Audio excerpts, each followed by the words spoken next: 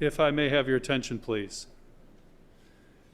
At this time, we're going to begin the funeral services here in our chapel for Mrs. Ellen Goodman Sontag. As we begin the service, I would ask if any of you may have a cell phone or any other noise-making device, please turn them off at this time. Officiating the services here today are Rabbi Rachel Kaplan-Marks, Rabbi Emeritus Michael Weinberg from Temple Beth Israel.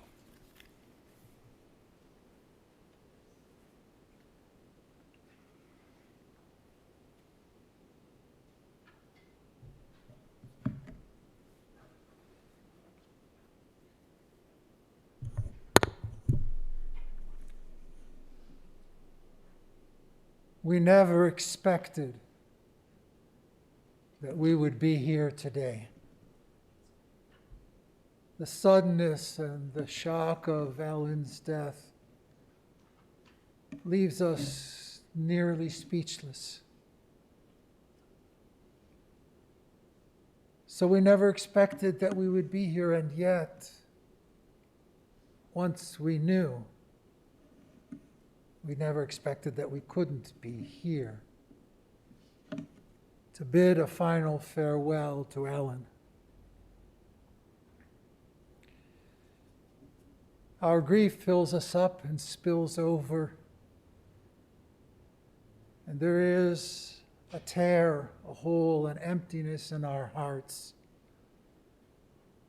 that once was filled with Ellen's physical presence in our midst, and now will be filled with her spiritual presence, will be filled with the memories of all of the things that she did and said that made her so special to us. And so in their wisdom, our ancestors have created a tradition known as kriya, the tearing of a piece of cloth, to symbolize the tear that is in our heart at a time of grief. So I'm going to ask those of you who are wearing the black ribbons if you would please stand.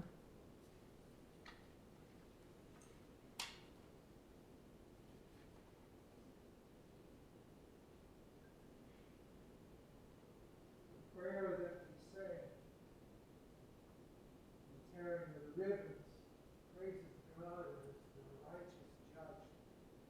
It's our way of expressing our hope that even at a time like this, when it seems that nothing makes sense, we nonetheless express our hope and prayer that there is some order, there is some reason, logic to our existence. Those who tell them to say with me, Baruch, Tzara, Adonai,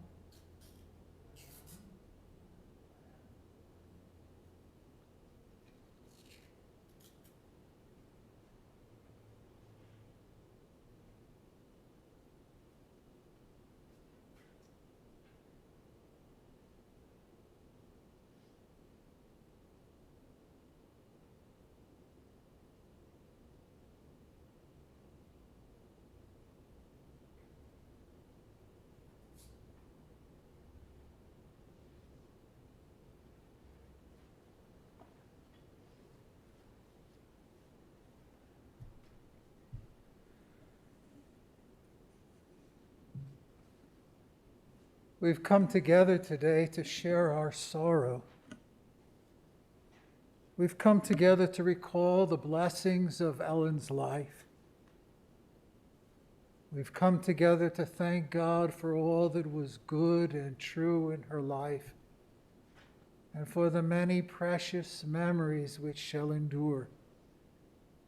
Each of us carries in our heart and in our mind's eye a memory, or maybe more, of what Ellen meant in our lives. The work that she did, the way that she touched each person that she knew, the simple kindnesses that she performed without fanfare, without a need to call attention to herself. And certainly in a way that didn't call attention to her, but helped others. Each of us can take a moment to remember some of the things that she did and what she meant to us. And over the course of the days and weeks to come, those memories will keep coming back and helping us remember the person that she was and what she meant to us in our lives. And when we share those memories with the mourners, those memories and our words and our presence will bring them comfort as they begin to move on to the next stage of a life where Ellen continues to live, but in our hearts. In this hour of grief, it's customary to listen to the words of the psalmist, words which bring to us the message of God's nearness, words, ancient words that are always and ever current and relevant, which help us to imagine God's presence holding us up through the difficult times. And so we listen to the words of Psalm 121.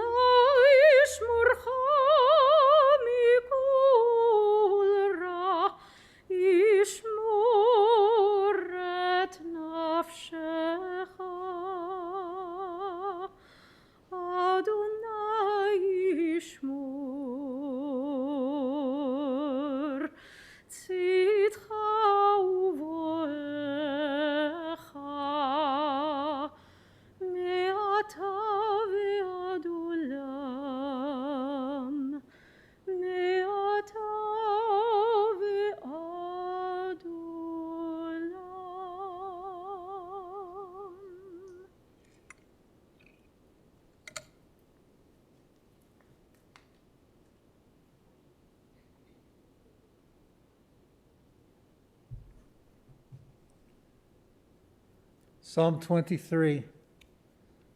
Mizmor LeDavid lo echsar. Mizmor LeDavid. Adonai roi lo echsar. Bina'od deshi arbitzeni al mei menuchot inahaleni nafshi shovev.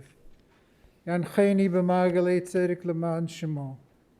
גם כי אלך בגיא צל מוות לא אירא כי אתה עמדי.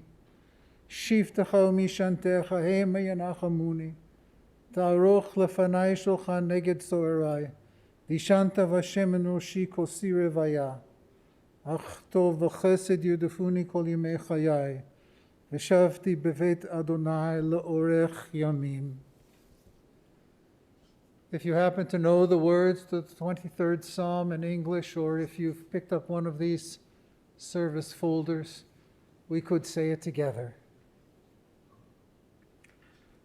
The Lord is my shepherd, I shall not want. He maketh me to lie down in green pastures. He leadeth me beside the still waters. He restoreth my soul. He leadeth me in the paths of righteousness for his name's sake. Yea, though I walk through the valley of the shadow of death, I will fear no evil, for thou art with me. Thy rod and thy staff, they comfort me. Thou preparest a table before me in the presence of mine enemies. Thou anointest my head with oil. My cup runneth over. Surely goodness and mercy shall follow me all the days of my life, and I will dwell in the house of the Lord forever.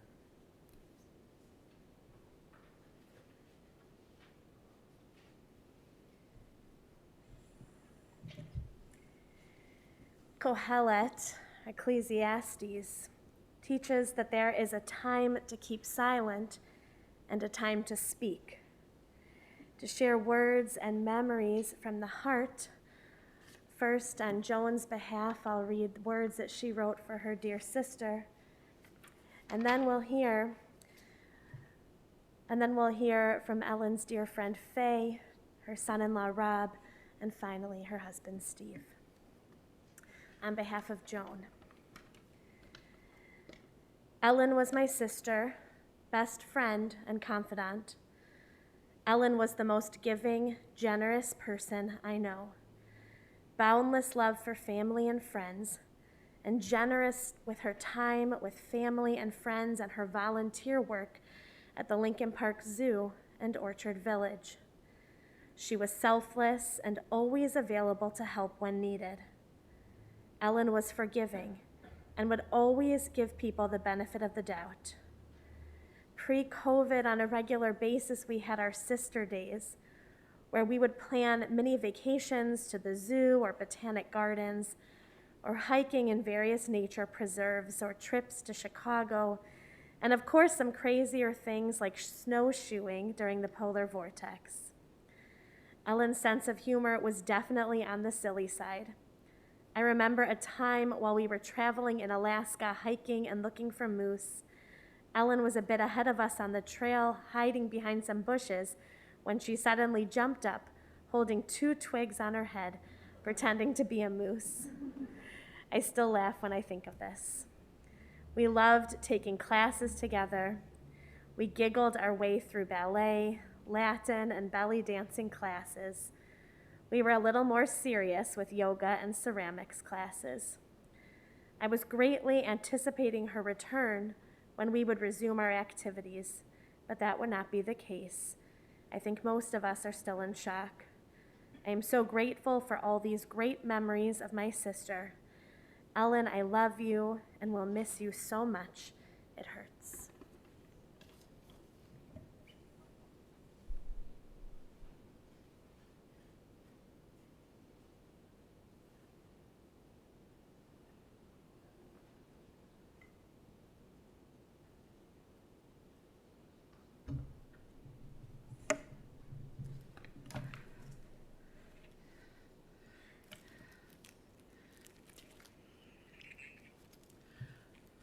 I met Ellen literally 50 years ago when we were both in social work graduate school.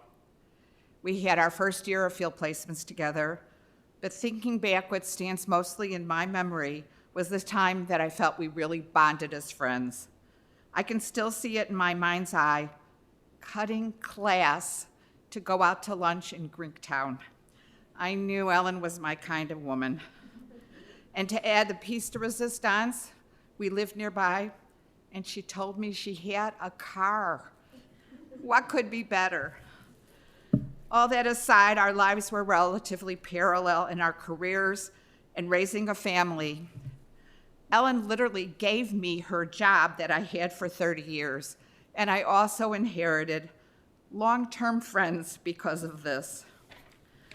Our children were about the same age, and even while it wasn't really trendy, we took parenting classes because we knew we needed it. But you'll have to ask our children how that really worked out.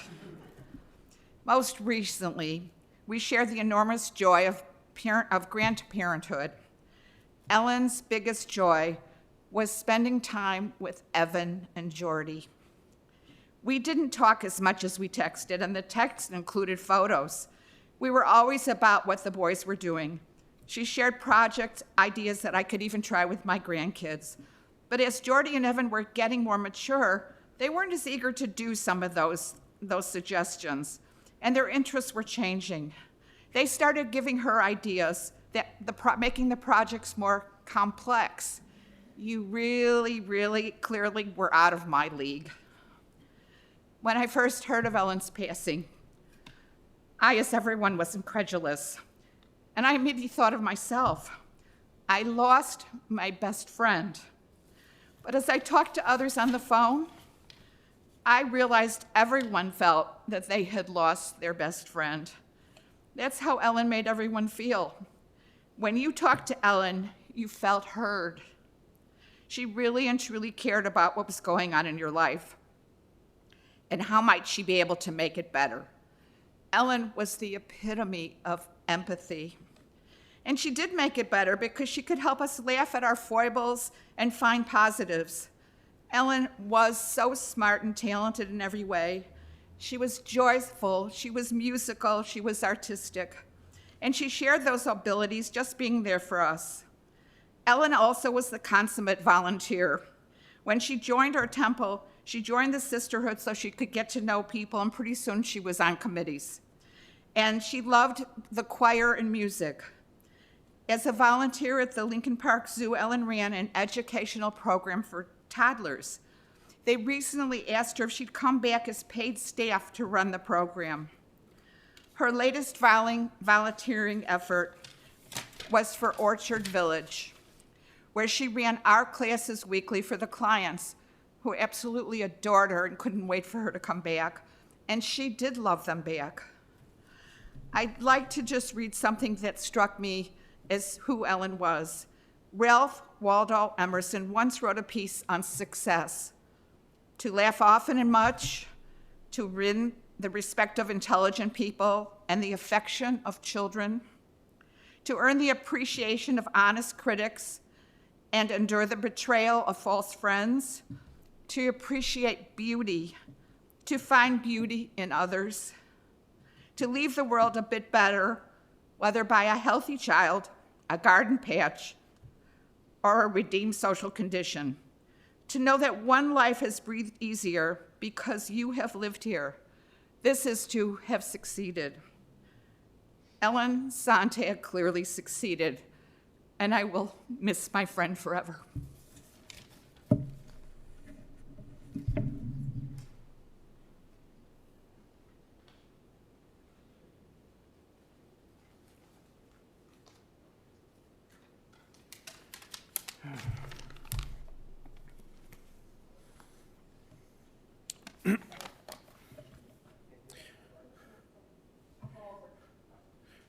I have had the privilege of being Ellen's son-in-law.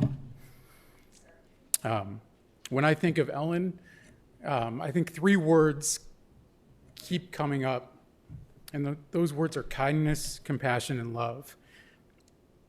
She demonstrated kindness and compassion to everyone she came across, both at work and outside of work. Ellen had so many people in her life who she loved, and so many people who loved her. She had literally an army of friends. And I'm not talking about Facebook friends. She wasn't even on Facebook. I'm talking about real, devoted friends. From the people that she grew up with in New York, to Phyllis, who traveled the world with her, to her exclusive Evanston book club,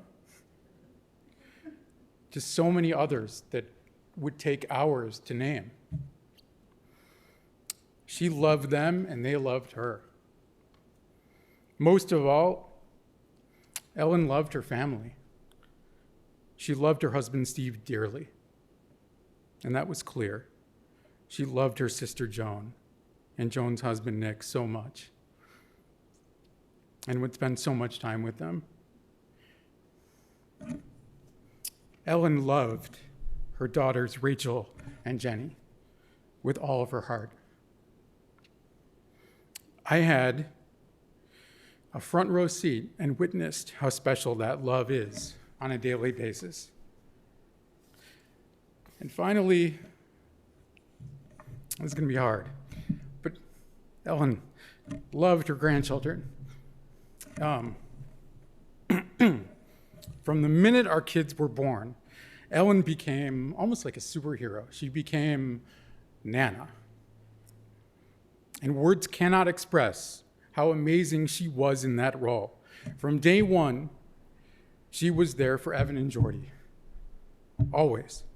Her unconditional love for them was obvious and unmistakable, and I can tell you, and they will tell you, that the boys felt the exact same way about their Nana. Yes, Nana was there for every important event, but it was far beyond that. She constantly would pick up the boys from first preschool and school and also camp. During the week, they would have special time with Nana after school.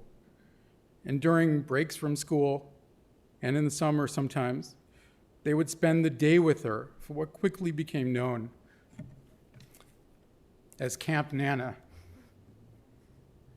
The boys loved to do so many things with her, from painting to bike riding to walking her beloved dog Shayna, to baking, although sometimes Ellen didn't always use all the right ingredients, to taking them to the zoo, to giving them Nana rides, to playing sports, to countless other things. I think most importantly, what Nana gave them is she helped teach them what it meant to be kind and compassionate and love. I think while we're here to say goodbye, in some sense, we're really not. Because as Evan and Jordy know, Nana will always be with you, always, and in your hearts.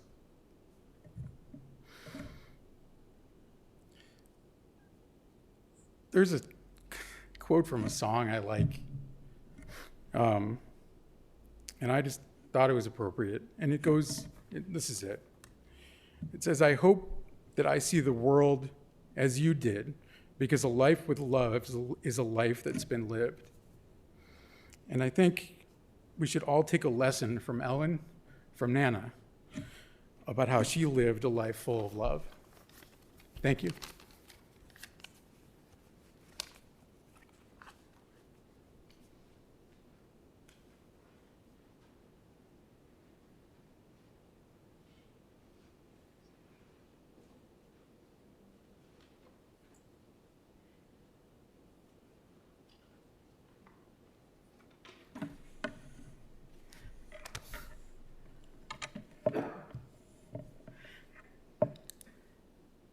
I met Ellen when she was 19, and I was 22. I was helping a friend move heavy boxes out of a dorm room in Evanston when this very cute student got off her bike and started helping with the heavy load. 1 week later, we went out, and I took her home to meet my mother, who told me this was the girl you were going to marry. In the 4 years before we were married, Ellen got her master's degree in social work at Jane Addams and then another master's in her real love, art therapy. She lived in Italy for 9 months through the experiment in international living, and then with her friend Phyllis sailed to and lived in Israel and then up to Turkey, where they hitched a ride with a group of Arabs smuggling Mercedes-Benz from Germany into Iran. But she wanted to go to Baghdad, but they had just hanged 17 Jews publicly in Baghdad, so she thought she would stay with the smuggling gang on the way to Iran. They continued their journey up through the mountains in Afghanistan, these two young kids, and then the rural mountains of Pakistan and Baluchistan, and then entered India via the Punjab. They had no money, but they made it. And all the while, Ellen had hung onto her 6-string guitar, which is really a branch of her art therapy. She chose to live her life and use her skills to work with the infants and young children, older children and adults who were in need of some type of therapy that would unlock the God-given potential trapped inside of all of us, giving them at least a fighting chance to survive. And for the next 40 years, she went wherever she could to make a difference. Special ed schools and art therapy with children, teens, and adults, parents of children at high risk, child welfare, child and family services, and the developmentally disabled of all ages. She loved her work, and they loved her. And at ISPI, the Illinois State Psychiatric Institute, as an art therapist in one of the most dangerous and potentially violent institutions in the city, the patients loved her. They trusted her, they believed in her, and they knew that she believed in them, that no matter what they did in the past, they were human beings with real feelings and with real potential to create something good, to be useful. And when Ellen was around, there was never any trouble at ISPI. It was only when she went home at night that the trouble began. And when she worked at Lincoln Park Zoo as a volunteer, she worked in the Children's Farm developing educational programs for all children. Her latest love was Orchard Village. Her current volunteer job that we talked about for the last 3 weeks in Cancun, she loved it. High school students and adults with developmental disabilities, who she absolutely adored. She was determined to have the students create genuine artwork that would be wanted, that could be sold, and that could make a profit for them or for the institution, to create real pride. And she was accomplishing her goal.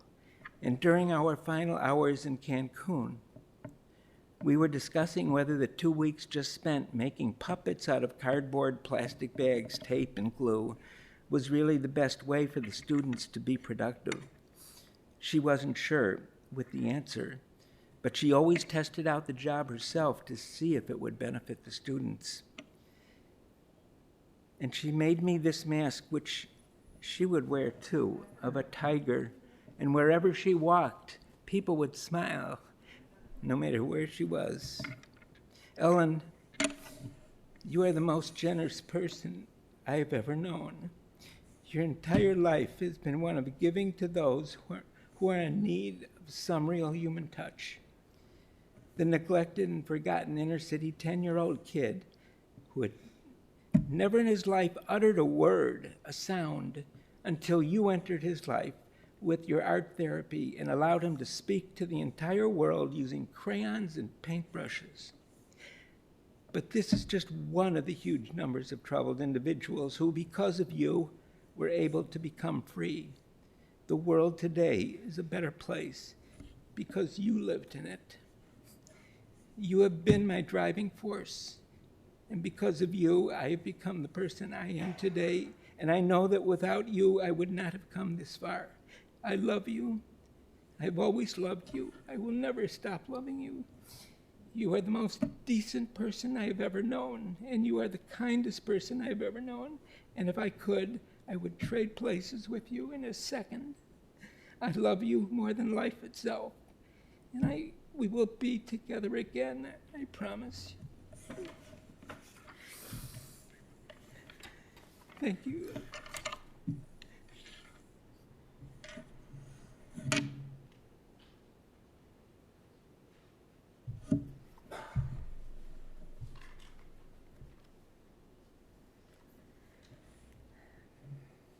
Ellen exuded kindness. She was a positive, glass half full kind of a person. She was artistic and warm. She was really creative, gregarious, and social. She had a sense of adventure. She was a world traveler. Ellen possessed a childlike spirit.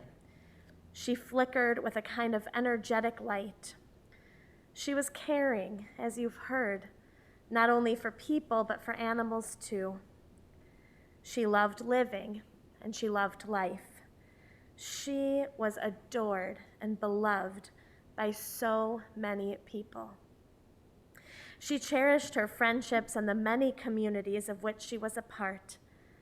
At Temple Beth Israel, we knew her best as a member of Sisterhood and Kolenu, our volunteer choir. She was a loving friend, daughter, sister, wife, mother, and Nana. As you've heard, Ellen had an incredibly impactful career as an art therapist and a social worker. She changed lives on a fundamental level for the better. She never wanted credit or accolades, though she certainly deserved them. She just wanted to do the work to make other people's lives easier, more fulfilling, better. For many years, Ellen served as the school social worker at Tripp and Aptekissick schools in Buffalo Grove. In that role, she was able to really help her students. Over the years, Ellen received thank you notes from people that she had helped. These were more treasured than any other kind of recognition. Ellen had the God-given ability, as Steve said, to see inside of people and to bring out their best selves. After she retired, one of the places that Ellen volunteered was at Orchard Village, offering art therapy. She was able to teach people how to build and paint, engendering in these students, these clients, a sense of capability. Family was everything to Ellen. Ellen was her sister Joan's best friend. The two were close through all of the stages of their lives, from the Lower East Side of New York until living minutes apart here in Chicago as adults. They could be silly together. They loved each other. They loved giggling and laughing together. And Ellen loved her husband, Steve. And Steve, you love Ellen. When we spoke about Ellen, Steve, you began by explaining that Ellen was the greatest person you've ever known. She was your strength. Ellen became a daughter to your mother Dorothy. The two loved each other, and Ellen made sure to include Steve's mother in the family, even and especially on the trips to Cancun. Ellen loved and cared for Dorothy up until the very end. Ellen loved her daughters unconditionally. Rachel and Ellen share a love of literature, a love of art, and a spiritual connection, sharing their views of God and the universe, finding that sense of connectedness in both the synagogue and in nature. And Ellen was Jen's best friend, her go-to person for any of life's struggles. They were as close as a mother and daughter could be. Ellen was a really helpful problem solver. And before Jen had kids, she and Ellen would spend all kinds of time together. After Evan and Jordy were born, that time became even more special and cherished. When we had a chance to speak, Jen, you explained that in some ways you don't need closure because everything was said all of the time. I love you were words that flowed from Ellen's lips often. And Ellen didn't just love you, but she loved Rob, and she loved your children as well. Rob, you described Ellen as the nicest person in the world.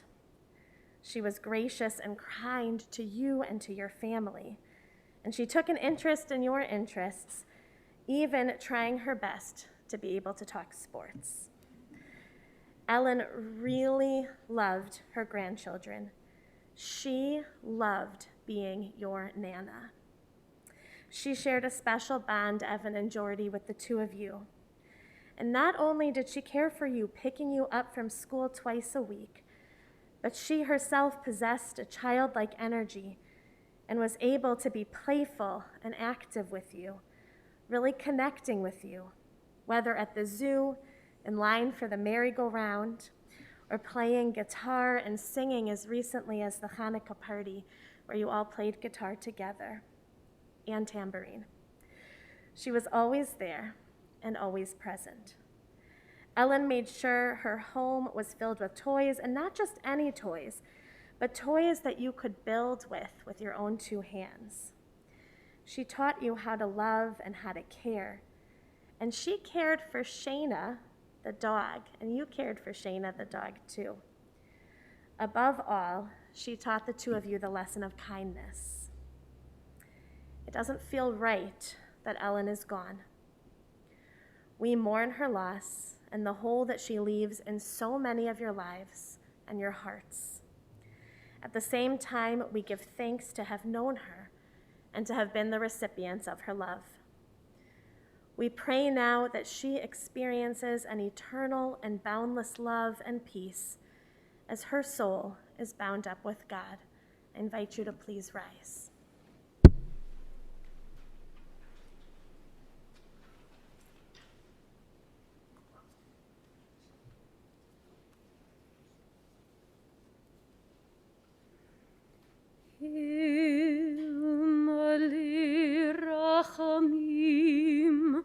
שוכין במרומים, המציא מנוחה נכונה, תחת כנפי השכינה, עם קדושים וטהורים, כזוהר הרקיע מזהירים, את נשמת חנה בת אליית וג'נט שהלכה לעולמה, בעל הרחמים יסתיריה בסתר כנפיו לעולמים, בצרור בצרור החיים את נשמתה. אדוני הוא נחלתה, ותנוח בשלום על משכבה, ונאמר אמן.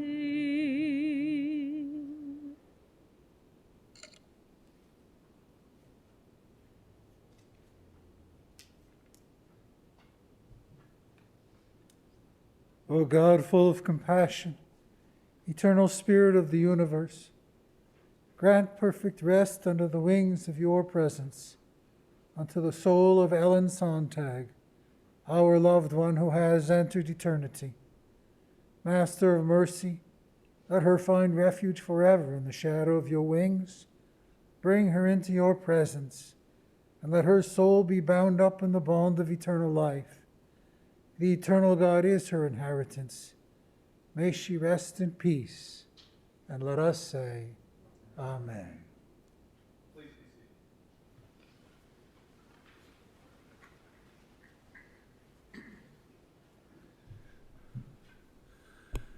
This concludes the service here in our chapel. The interment will take place immediately at the family's plots at Shalom Memorial Park Cemetery, 1700 West Rand Road in Arlington Heights. Because of ongoing public health concerns, there will not be a public shiva. For those of you going in procession with the family, the procession will be forming in our parking lot. Please make sure you have an orange funeral safety sticker that should be placed in the front passenger side of your windshield. We would also ask that you please have your bright headlights and flashing hazard lights on at all times. For an additional measure of safety, our staff will be placing magnetic flags on the tops of the vehicles throughout the procession. As we drive in procession today,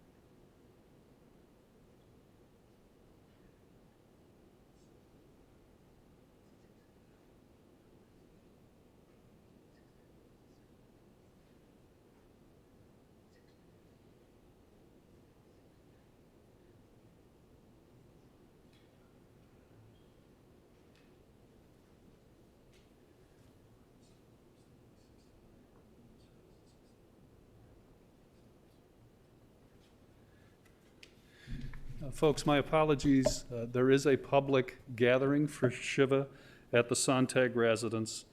That'll be Saturday from 6 p.m. until 9 p.m. with a minion service at 6:30.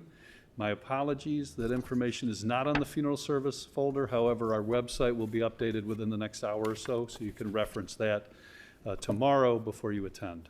My apologies. For those of you in attendance and those online, I want to call your attention that the family has asked that memorial contributions in Mrs. Sontag's name be made to Orchard Village. The following individuals have been selected to act as pallbearers. As I call your name, if you'd please come up front. Arthur Sontag, Arnie Oskin, Nick Scheika, Jake Bressler, and Dave Bressler. At this time, I would ask everyone to please rise as Mrs. Sontag and her family and the clergy are escorted from the chapel.